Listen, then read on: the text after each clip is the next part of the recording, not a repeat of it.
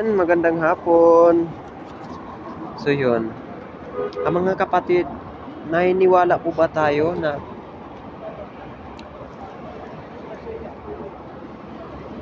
halimbawa mga kapatid, may halimbawa lang ako mga kapatid. Pag ang isang eroplano na lumilipad, tapos nakasakay tayo, niwala ba tayo na tayo ay paparating sa ating paroroonan? Amen, naniniwala tayo na makakarating tayo sa paparoonan.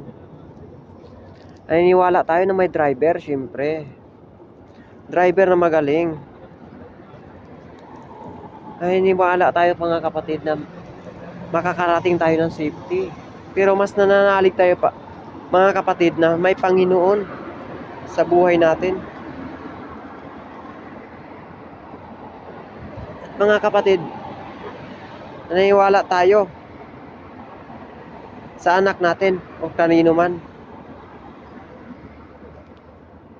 Pero mas nananalig tayo mga kapatid sa ating Panginoon.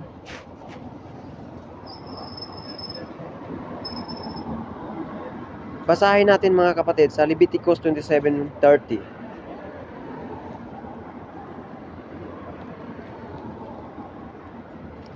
So yun, hindi natin kayang pag-isipan mga kapatid kung ano yung sinasabi dyan.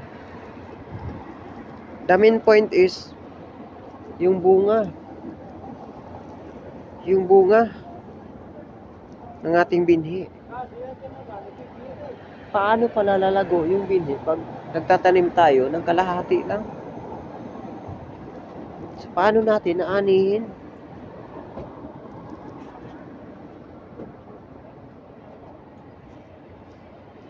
So, meron ako nakakilala na tao na ay yung tinanim niya ay sa kanya lang.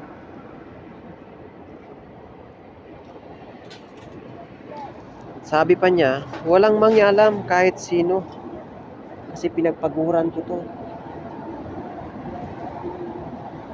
Pero mga kapatid, hindi tayo papayag mga kapatid na ay yung lahat na pinagpaguran natin na wala pwedeng mangialam. Hindi tayo pwedeng akuin lahat mga kapatid. Kasi meron palang nagbibigay sa atin.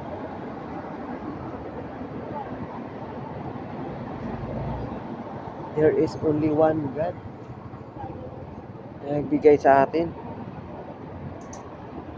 Kaya sabi ng Matthew 6, chapter 6, verse 21, for where your treasure is, there will your heart be also.